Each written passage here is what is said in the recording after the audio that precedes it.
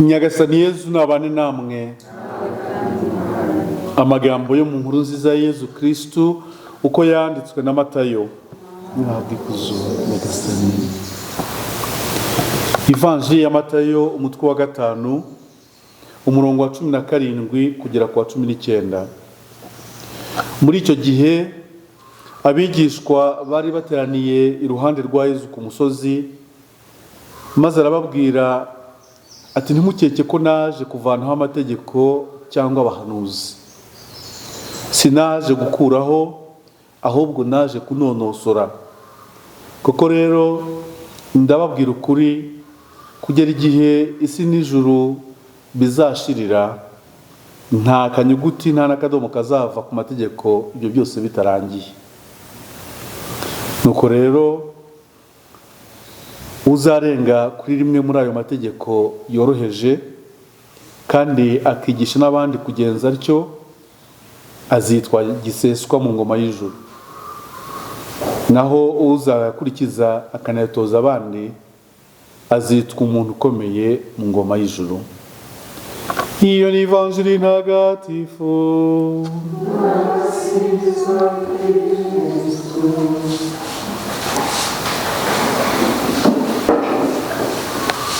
Uzarenga kuri rimwe muri ayo mategeko azitwa giseswa mu ngoma y'ijuru, ariko uzayakomeraho kandi akayatoza abandi azitwa umuntu ukomeye mu ngoma y'ijuru. Amategeko ya kera ariyo dusanga mu isezerano rya kera, ariyo dusanga mu mico yacu, ni amategeko yagiye afasha sosiyete zacu kubaho zisigasiye ubupfura ndetse n'ubumwe. Imana muri Yezu Kristu ntabwo iyavanaho, ntabwo iyavuguruza, ahubwo irayanonosora. Kuyanonosora niryo jambo rikomeye cyane. Uburyo Nyagasani anonosora imico yacu, anonosora imigenzereze dusanzwe tuzi akoresheje uburyo bw'ivanjili n'urumuri rwayo, nicyo dukomeza gushimangira muri iyi vanjili ya Matayo, nkaho yakatubwiye ati ibyo mwubakiyeho niba byari ibijegajega kubera ko ari ibya muntu, ari ibya kimuntu, ntimukabipinge, bipfa kuba gusa bitavuguruza urumuri mbazaniye. Urumuri mbazaniye nirumurikira ibyo mwifashishaga bihuje n'ukuri, muzarushaho kujya mbere. Niryo ntambara y'ukwemera mu by'ukuri, kuko hari abantu batekereza ko amategeko ubwayo cyangwa se imico isanzwe yaba ihagije, bikaba binabaviramo rimwe na rimwe kuvuga ko ivanjili nta mpamvu yayo. Ivanjili ni rwo rumuri runonosora, nizo mbaraga zinoza. Iyo ibintu tubibamo bya kimuntu tuba twatangiye, ariko iyo ntangiriro ntaho yatugeza. Ariko niyo tudafite iyo ntangiriro, ntabwo ibyo Nyagasani yubakana natwe byabona aho bishora imizi. Byombi turabikeneye. Rimwe na rimwe rero kugira ngo umuntu abeho gutyo, bisaba gusubiza ikibazo nk'icyo umuhanuzi Eliya yabajije mu isomo rya mbere. Yabona umuryango wa Isirayeli usa naho wimika imbaraga zinyuranye, imbaraga z'Imana n'imbaraga z'ibigirwamana. Kenshi na kenshi kuba umuntu yakwimika imbaraga z'ibigirwamana ntabwo bishobora kumufasha kugera ku Mana. Ibyo byo bivuguruza Imana, bikanatuma n'imbuto y'Imana itera izindi mbuto mu mutima wacu. Niyo mpamvu abantu iyo bagiye gutangira urugendo rwo kwemera, batangirira ahantu hakomeye hitwa amahitamo. Abantu bahitamo bakamenya inzira bagiye gukurikira, aho kubaho batandaraje, aho kubaho bacumbagirira ku maguru yombi nk'uko Eliya abivuga. Ni ukuvuga ari mu Mana ntibahaba, ari no mu bindi ntiberuye ngo bari byo bagumamo. kubitwara byombi niyo ndwara ikomeye yica umuntu agapfa ahagaze.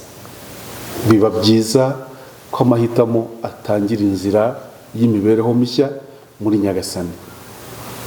Iyo rero umuntu ahisemo Imana, ni nacyo isomo rya mbere ryagaragaje, Imana ubwayo itangira gushyigikira intambwe ze.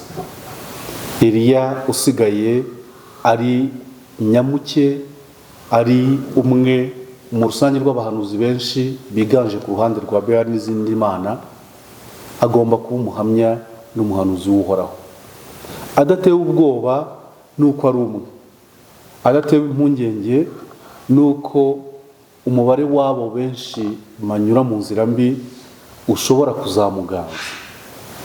N'ubundi nk'uko abantu babivuze, umwe uri kumwe n'Imana burya niwe uba ufite ubwiganze, kandi ni na byiza guhora tubyibuka.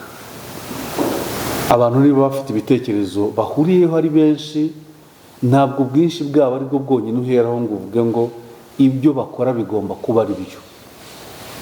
Niba ibyo bintu bidakomoka ku Mana, ubwinshi bwabyo n'uburemere bubiturukaho ntabwo ari bwo buteye ikintu umuntu yakumva ashituwe nacyo. Gukomera mu Mana rero, uretse ayo mahitamo, binasaba ko umuntu atangira kumenya imikorere n'imibereho ya Nyagasani mu buzima bw'umuntu. Nyagasani niwe uha umwe umwiringiye gutangaza urumuri kuri bose kandi rukabagirira akamaro. Ntabwo ari ukubera ubwenge bw'uwo muntu umwe, ni ukubera imbaraga z'Imana muri we. Imbaraga za Nyagasani muri wowe, imbaraga za Nyagasani muri jye, nizo zituma mera nka rwa rumuri Yezu yatwigishije ejo, kandi nanone muri iyi Evanjiri igice kibanza gato agira ati, kuko muri umunyu w'isi mukaba n'urumuri rw'isi, mujye mwibuka ko iyo muri aho ngaho aho muri hose mukwiye kujya ku gitereko mukamurikira abandi. Izo ni imbaraga za Nyagasani muri we. Iyo muri kumwe n'abandi mugomba kuba abantu baryoshya aho muri no mu byo murimo, mukaba icyo cyanga gituma ubuzima buryoha kuri mwe no kubo mubana nabo. Izo mbaraga z'urumuri ni urumuri rwa Kristo. Mwaranabibonye ko iyo twabatijwe habaho uriya muhango ubanziriza, ubanza ari nawo wa nyuma niba bikurikiranyije neza. Iyo tumaze kwambikwa Kristo, duhabwa urumuri rwa Kristo, dukongeza ku itara rya Pasika kugira ngo bibutse ko urumuri tugiye gutwara, rugiye kutumurikira, tugiye kwifashisha tumurikira abandi, atari urumuri rwa muntu gusa, ni urumuri rw'Imana idutuyemo, ni urumuri rw'imbaraga twavanye kuri Kristo kandi Kristo twegamiye. Uyu munsi rero, kimwe na Eliya, tuba abantu bashinze imizi muri Nyagasani, twumve ko ari we usigasira ibyiza yadutangiyemo kandi akamenya no kubirwanira ishyaka, kuko nk'uko Uhoraho yakojeje isoni abahanuzi ba Behali akihesha ikuzo mu gitambo cya Eliya, ni nako yihesha ikuzo mu byiza nubwo byaba bikeya wowe ukoze ubikoranye n'Imana kandi ubikoreye Imana. Dutekereze cyane cyane ku bantu benshi bacitse intege kubera ko basigaye bonyine mu nzira y'ukwemera. Nka padiri ugira amahirwe yo kuba narahuye n'abantu mu maparuwase, ubungubu icyorezo gikomeye cyane cyugarije imiryango ntabwo ari inzara gusa, ntabwo ari ibindi bibazo n'ibitotezo duhura nabyo, n'ukuntu mu nzu imwe harimo abantu bazi ko bagenzi babo baba n'ababyeyi babo cyangwa abavandimwe babo ngo bo ari amashitani, ubundi bo bakaba batagatifu. Tuba dufite yewe n'umukristo umwe aherutse kwitaba Imana, yararebye abona arimo gusaza kandi asigaye wenyine ari we mukristo gatolika,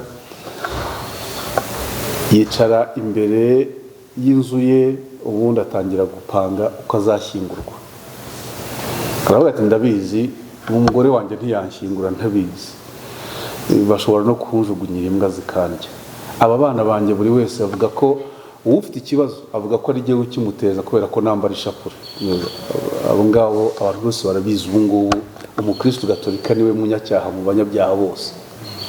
Hanyuma rero ashyira hariya avuga ati rero dore amafaranga ngeneye yo kuzashyingurwa ameze atya, imva naya, abazaba baje bazajya gukaraba bakoresheje ayo, hanyuma ibijyanye no kuwushyingura byose ari isanduku n'ibiki byose dore nayo. Hanyuma ngiye kubona mbona amafaranga arayanzaniye nka padiri mukuru, ati ni wowe uhagarariye kiliziya, ndabasaba muzanshyingure kuko ubu ngubu niba ndi se w'abana barenze 3-4 bakaba banyita shitani, simpamya ko ntagihumeka bagirira icyubahiro. Ati kandi muzanshyingure neza nk'umukristo kuko naragerageje kandi n'ubu nzakomeza ngerageza igihe cyose nkiriho.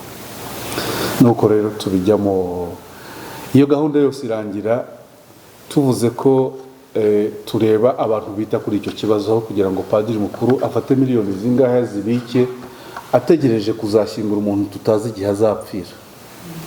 Nuko nari ndamubwira ntubuse mfuye mbere yawe twabigenza dute. Ariko ikibazo cyari iki ngiki, kwemera no kwiyemeza gukurikira Kristo muri bino bihe bihita bigendana no gushyirwa mu kato mu miryango myinshi uyu munsi. Ibi rero tubigenze dute? Tubiture Nyagasani uzi neza guhagararana neza n'abamuhisemo, akiheshereza ikuzo mu gasengesho gato bavuze, mu ntege nke zabo ntabakoze isoni, agahora iteka arwana ishyaka ku ruhande rwabo, atari uko ari intungane ahubwo ari uko arwanira ayo mahitamo meza bakoze mu nzira y'ibigeragezo baherekejwe n'isengesho ryacu, mu gukomeza kwiyemeza kuguma mu nzira ya Kristo, bakomezwe nuko tubabereye abavandimwe n'inshuti, tubabera umuryango, kugira ngo hamwe na Eliya wahisemo uhoraho, hamwe na ba Yozuwe bahisemo uhoraho n'umuryango wabo, hamwe natwe bahisemo gukorera Kristo n'ingoma ye, hamwe n'abo ngabo batoterezwa kuba baramuhisemo, tuba umuryango ushyigikiranye mu isengesho no mu buvandimwe butaretsa. Amen.